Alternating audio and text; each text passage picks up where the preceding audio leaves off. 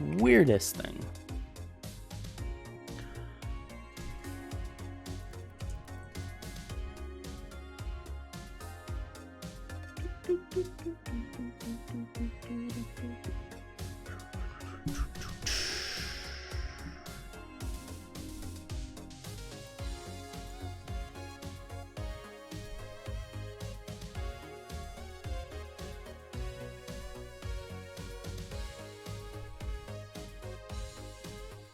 There's a lot to cover. A lot. A lot of stuff has happened. Okay, let's go down with that. Let's go to lo-fi. And I'm actually gonna put it real low. Yeah, like that low. Yeah, that's good. There is a lot that just happened today. Today is December 10th. 2020. And there's a lot of Star Wars news, actually. Okay, how can I pour this without destroying everything? A lot of Star Wars news, so we're gonna go through some of it, all of it, before we play something. Unless we just want to talk Star Wars all night, which I could do.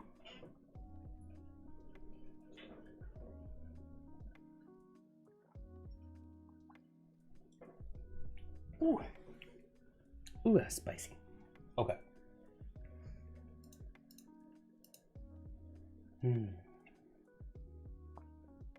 Cool. Okay, that's going pretty well. I might even turn the lo-fi down a little bit more.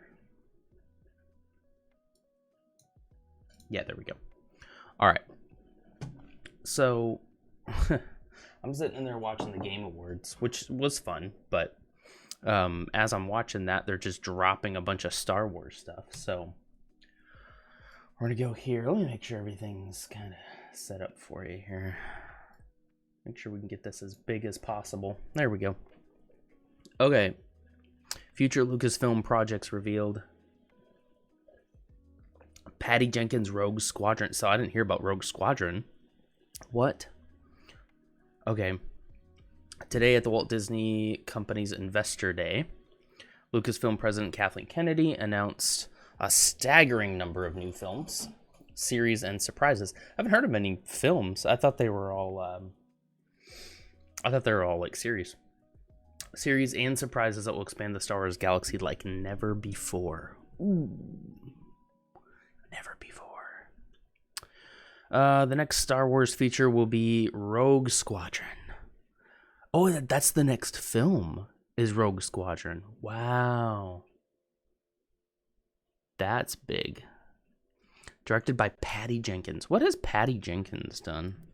I don't know who Patty Jenkins is. She did Wonder Woman 1984. We'll see how that is. That's coming to HBO Max pretty soon. Patricia Lee Jenkins is an American director and screenwriter. She directed and wrote the films Monster, Wonder Woman, and the upcoming Wonder Woman 1984. Is that all she's done? I mean, I'm not saying those aren't good things, obviously, but filmography. Velocity Rose Monster. Did I ever see? Oh, that's that Charlize Theron movie. I never saw that.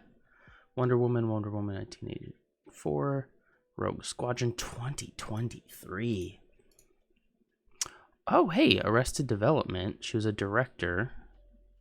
Entourage 5. I don't know that. The Killing. I don't know that really. Betrayal Exposed on the Night. Yeah, so. That's fine. That's fine. I mean, I don't see anything concerning about that. A lot of Star Wars fans might be a little toxic about it, but hey. The story will introduce a new generation of starfighter pilots as they earn their wings and risk their lives in a boundary-pushing, high-speed thrill ride and move the saga into the future era of the galaxy. Future era. So are we talking that this isn't going to be... interesting.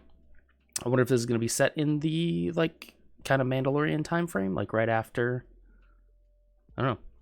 It's been a lifelong dream as a filmmaker to one day make a great fighter pilot film. Okay, said Jenkins. As the daughter of a great fighter pilot myself, oh cool. Some of the best memories of my life are seeing my father's squadron take off in their F4s every morning and hearing and feeling the awe-inspiring power and grace. That's promising. That sounds pretty promising. When he passed away in service to his country, it ignited a burning desire to one day channel all of these emotions into one great film.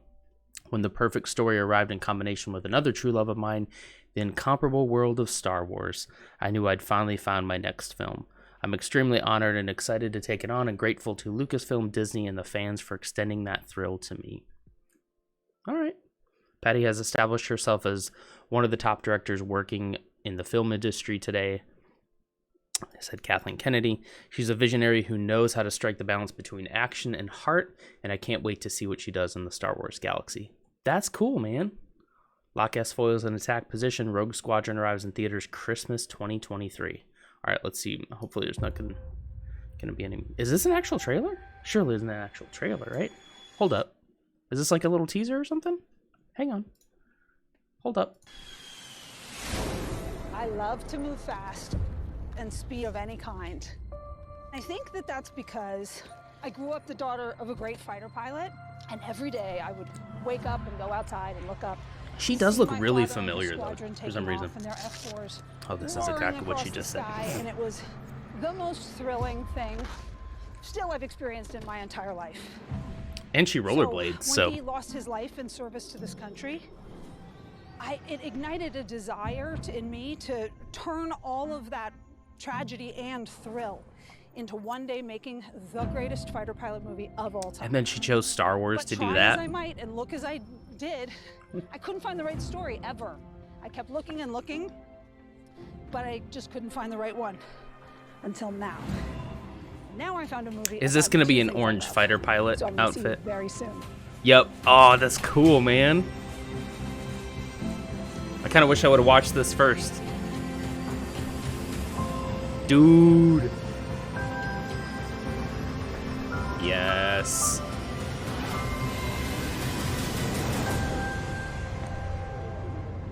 You gotta be kidding. And the fact that she's doing Rogue Squadron specifically is... That's awesome.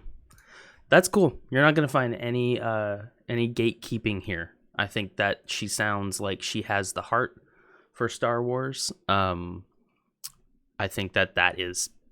I'm all for it. That I should have watched that first. We will watch whatever clip is preceding it if this one next has it. Untitled Taiki Waititi film. He's so awesome. I apologize. I don't know how to say his name quite right, but he is really awesome. Brand new Star Wars feature with the acclaimed filmmaker and Academy Award winner Taiki Waititi is in development. His approach to Star Wars will be a fresh, unexpected, and unique. And knowing him, it would have to be pretty unique. His enormous talent and sense of humor will ensure that audiences are in for an unforgettable ride. All right, so we don't know what he's doing yet, but he's doing something. Is that a film? Seems like that's a film. Looks like we're kind of shying a little bit away from trilogies, huh? Maybe a good idea? Maybe? Obi-Wan Kenobi. Last August at D23 Expo, Lucasfilm announced the return of Ian McGregor in the iconic role of Jedi Master Obi-Wan Kenobi for a special event series on Disney+. Officially titled Obi-Wan Kenobi, the series begins 10 years after the dramatic events of Star Wars Revenge of the Sith, where he faced his greatest defeat, the downfall and corruption of his best friend and Jedi apprentice, Anakin Skywalker. Gosh, that's a sentence. Where he faced his greatest defeat. What his greatest defeat was the downfall and corruption of his best friend and Jedi apprentice, Anakin Skywalker, turned evil Sith Lord Darth Vader. That is a sentence. The series is directed by Deborah Chow. How do I know? Okay, how do we know Deborah Chow? So you'll have to forgive me a lot. I have kind of this, like... It's not...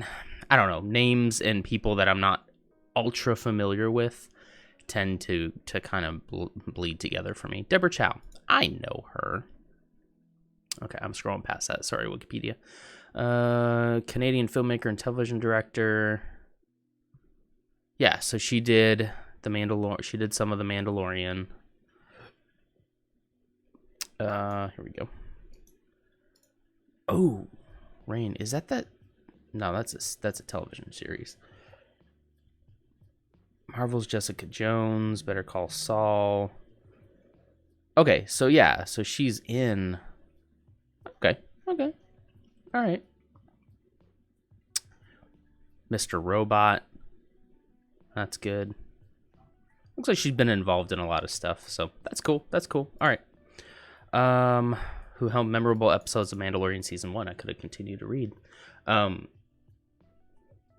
This will truly be a day long remembered, as it was confirmed that Hayden Christensen will be returning as Darth Vader. So this will be the rematch of the century, Kennedy said. Okay, we have to stop for a second. Let's read the rest of this first. It was such an incredible journey playing Anakin Skywalker, said Christensen. Of course, Anakin and Obi-Wan weren't on the greatest of terms when we last saw them. It will be interesting to see what an amazing director like Deborah Chow has in store for all of us. I'm excited to work with Ewan again. It feels good to be back. All right, so here's the problem with that. And it's not what you think. I think that Hayden Christensen got a lot of flack for what essentially was just a bad script. And he was young and fairly inexperienced in acting. And so I think having him come back for some sort of redemptive arc as an actor is a good idea. I think that's a really good thing. But I'm a little worried about the timeline of how this is supposed to work, because, I mean, I guess they never said that that Darth Vader and Obi-Wan didn't meet before A New Hope, but I felt like it was pretty heavily insinuated. So I don't know, maybe what if it would be kind of cool to see him as actually Anakin. What if they did like Obi-Wan Kenobi living in isolation is going a little crazy, and he's haunted by Anakin Skywalker. I don't know. I would like to see Hayden Christensen as Anakin Skywalker outside of the suit. So, and I don't know how or if they're going to be able to do that, but at least he's going to get some kind of credit and screen time as Darth Vader. But I don't know how much you can have them working together without really ruining some of the continuity. I don't know. But hey, I mean, it's theirs to play with as they like. So the canon belongs to them, so they can do whatever they want, you know. But I'm generally excited, very excited for Ewan. Ewan McGregor and Obi-Wan are the best things to come out of the prequels. Hands down. Ahsoka. After making her long-awaited live-action debut in The Mandalorian, Ahsoka Tano's story, written by Dave Filoni, yes, will continue in a limited series starring Rosario Dawson and executive produced by Dave Filoni and Jon Favreau. Absolutely. I mean, this is going to be on par with Mandalorian. I really think it's going to be same vein. I have a theory. Spoilers for Mandalorian. It's December 10th, so there's a new episode tomorrow. So all I know up until now is, you know, the episodes that have aired. But I think that there's a possibility they kill the Mandalorian, that they end it, and that Ahsoka does have to take on the child, and you move Baby Yoda into this series in order to get people to really get invested in it. I don't know, because I don't know what they're doing with the Mandalorian. I love it, and I don't know I don't know what the next step is after this season. We'll see. But I'm very excited about this. As someone who was not really that into Clone Wars, it just wasn't for my demographic. I did watch it. Even just recently, I watched all of it because I knew season 7 was coming out. So I watched all of it. Some of it was a slog. Some of it was great. Some of it was amazing. Some of it was the best Star Wars stuff I've seen in a long time. But most of it, I could have probably skipped. Most of it. But it's good. Don't hate. I understand you like it. It's fine. And Ahsoka is probably the best character to come out of Clone Wars as well. Definitely, she's very interesting. Her arc continues through Rebels, and I think Rebels is actually a little underrated. So I'm very excited to see where this goes. I'm hoping that this brings maybe Ezra Bridger back into the storyline. Probably Thrawn. I'm betting that's going to be her whole arc, is dealing with Thrawn as the big bad guy, but we'll see. Couldn't be more excited for Ahsoka. Could not. Let's see. I just got to check a couple of things. Okay, good. Making sure that I was live. Jeez. Okay.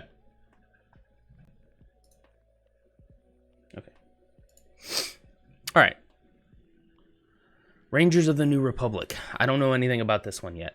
First time I've read this. I knew kind of about the Ahsoka stuff. My wife had told me some of it, but Rangers of the New Republic, set within the timeline of The Mandalorian, this new live-action series from executive producers Jon Favreau and Dave Filoni. I almost just mixed their names together. Jon Favreau. They will intersect with future stories and culminate into a climactic story event. Here's what I've been thinking ever since the first season of Mandalorian.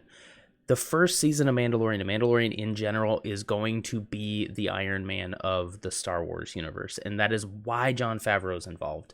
Because they've seen his track record of building stories that culminate into climaxes that are like Avengers Endgame. I mean, give us that for Star Wars. And I think that that's where we're headed. And this news today just kind of cements that. I think that's exactly where we're going with this. So Rangers of the New Republic, it looks like we don't really know too much about that, other than maybe, gosh, if it could be like sort of like Texas Rangers, like Space Rangers, out there they're talking about the, in The Mandalorian, they're talking a lot about the, that they feel that the Outer Rim is kind of being compromised and they need to move in there. So maybe they start a new squad called Rangers. I think that could be really cool, but they're kind of rough and tumble guys, and they're a little more like the Western style. Okay. Thought that just occurred to me. Hold on.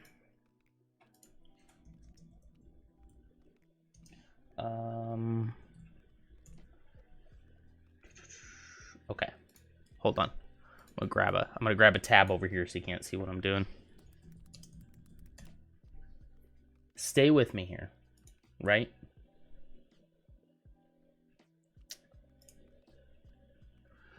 For Rangers, the one person you gotta get.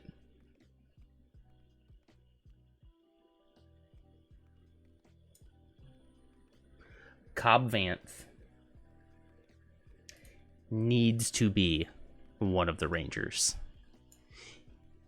You give me Timothy Olyphant as the leader of the Rangers of the New Republic, or at least a part of it, and they're going around to planets in the Outer Rim trying to kind of keep law and order in an Old West style anarchy type systems. I'm there for it all day. All day long. Give me Cobb Vanth. Come on. He doesn't need the Mandalorian armor. He doesn't need Fett's armor. You can give him a scoundrel getup and he'll look so good in that. But hey, if you wanted to give him some new armor, it doesn't have to be Mandalorian, but give him some new armor, that's fine. But he would look dashing.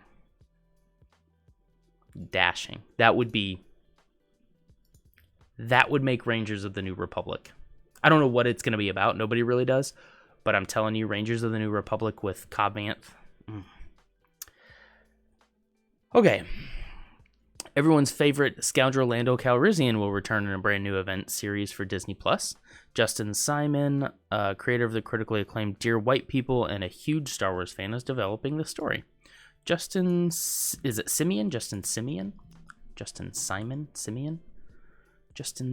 Yeah, I don't know him. But let's see. Filmography. Instant messages, head, save me, goldfish, dear white people. I've only heard about that. Caught a ghost, get your life, with you. So these are movies and stuff I have never seen. But it looks like this show, on Netflix. I know a lot of people were talking about that a while back. Don't see any reason why he couldn't do a Lando film. Could we please bring in Donald Glover? Because I gotta think that Billy D is getting a little up there. I mean, I'd love it if Billy D. Williams did it. That would be just fine. But it's feeling like if you wanted to go go younger and bring back Han too. Like, I really want to see what they were planning to do with the second Solo movie, or the Solo trilogy, really. I liked Solo. I liked Solo a lot. I liked it more. I like it more and more as time goes on. There was no reason why that film was as good as it was with all the development stuff that happened during it. There's no reason why it turned out this good, but it turned out really good, really, really good. So, I'd be excited to see a continuation of that through a series. That'd be great. But if it's just gonna be on Lando, I'd be fine with that too. All right, so the one I'm probably maybe the most skeptical about would be Andor. Andor is a tense, nail-biting spy thriller that could be pretty cool. Created by Tony Gilroy, is set. Excuse me. It's set to arrive on Disney Plus in 2022. Diego Luna, which I think he's great, reprising the role of rebel spy Cassian Andor from Rogue One, will be joined by a fantastic new cast that includes Stellan Skarsgård. That's Bill Skarsgård's brother, I think. I was just saying how bad I am with names and faces, yet I remember that one.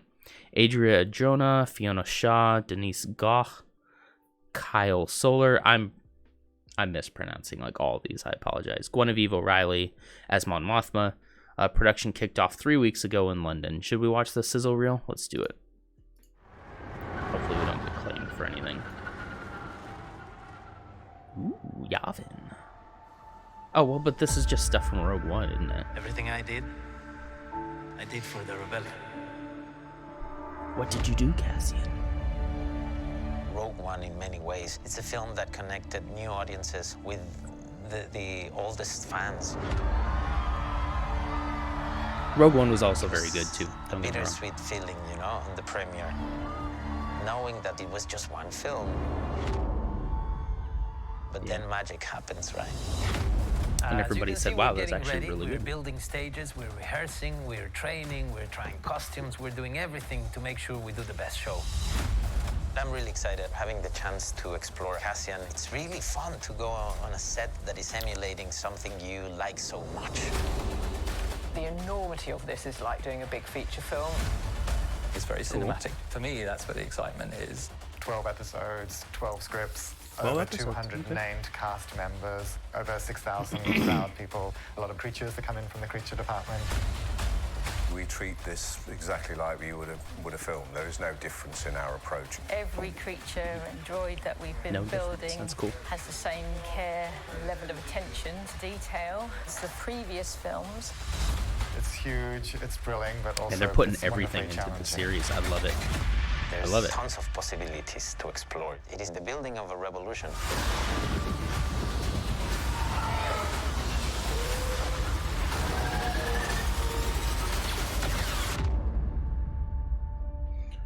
Why does that look like the Quake insignia, doesn't it? All right, that's cool. That's cool. I mean, all of this stuff I'm gonna watch, obviously. Like, come on. But that sounds really cool. I like that. I just wasn't. It's just interesting when they introduce a character. It's like, wow, that's an interesting character, and they kill him off, right? And yeah, they're like, oh, you could go back and do a prequel about it. It's like, that's true, but we all kind of like know where this is going, and that kind of feels depressing in a way. I wish they had left their deaths a little more up in the air. I guess technically they could. But anyway, Okay, The Acolyte. Leslie Headland, Emmy Award-nominated creator of the mind-bending series Russian Doll, brings a new Star Wars series to Disney Plus with The Acolyte. The Acolyte is a mystery thriller that will take the audience into a galaxy of shadowy secrets and emerging dark side powers in the final days of the High Republic era. Excuse me. That is our first High Republic series, right? Yeah. Awesome. I'm interested in the High Republic. I'm interested to see what comes of that. Hopefully we're not getting a little too splintered on our time frames now. That is one of the complaints I've heard already from kind of like normal people who watch like Mandalorian. Lots of questions about like, wait, when does this take place? Like, what's going on? Where's Rey? You know, and it's like because they assume that whatever is new takes place after, you know, the newest films, and Star Wars really does a lot of the jumping around to different times. And now with High Republic, we're definitely gonna be jumping around a lot, and so we're gonna have to be careful that people understand the timeline. And there's gonna be a lot of us turbo nerds out there telling people how the timeline exactly fits, you know. Bad Batch, I've heard about this one before.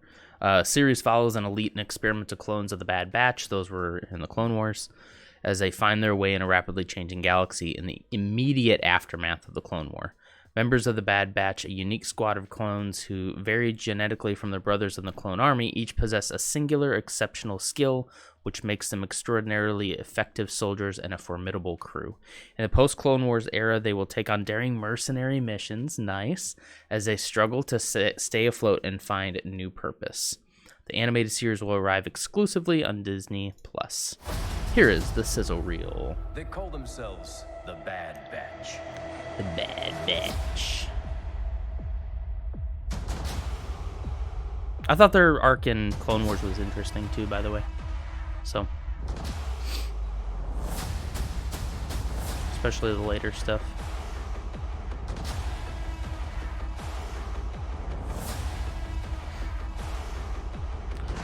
I feel like we're seeing the same shot of that ship, aren't we? Will be reorganized into the first galactic empire.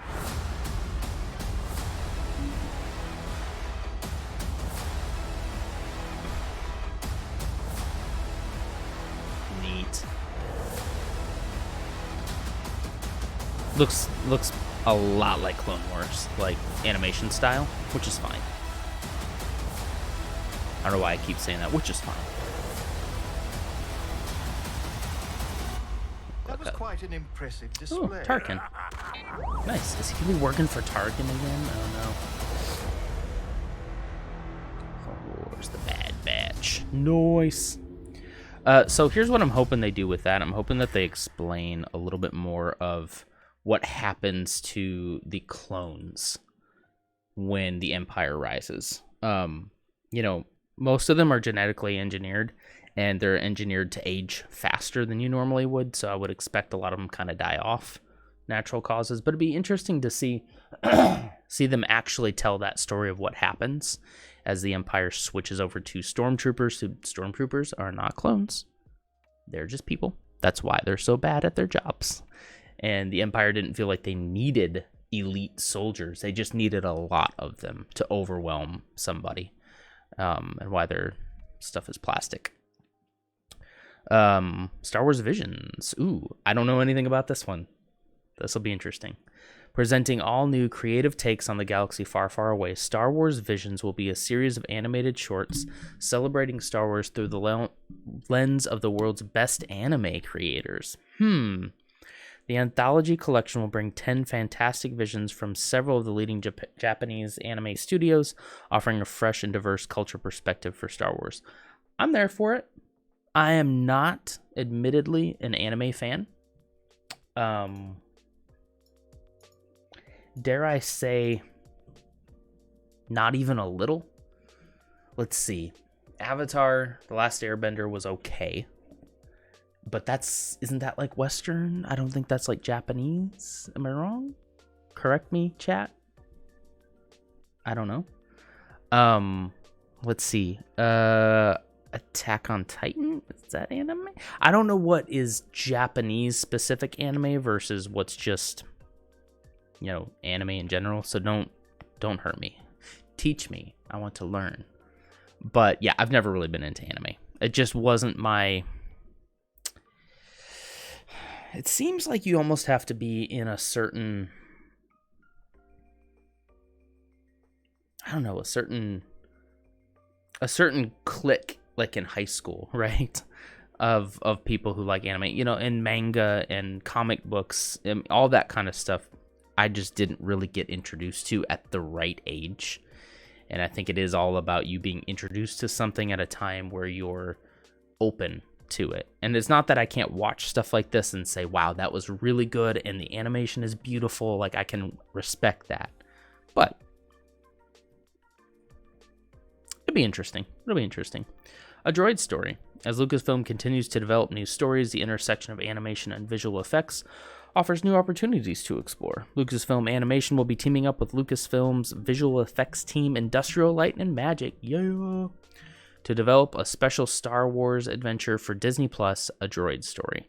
This epic journey will introduce us to a new hero guided by legendary duo R2-D2 and C-3PO. Cool. I feel like that Droid Story tagline is used in something else already, but... Alright, and now this is un-Star Wars stuff, so we'll kind of go through this pretty quick.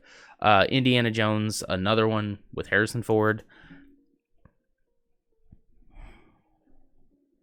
I love Harrison Ford. I like Indiana Jones. I don't know why. I mean, I'm skeptical because the last one was so bad. And it wasn't even like the worst movie.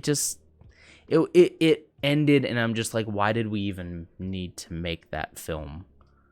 Maybe I'll need to go back and watch it again, but I don't know. We'll see. We'll see. Willow. Was never a huge fan of Willow. Again, I just didn't. Yeah, I watched it as a kid. I think one of my brothers really likes Willow.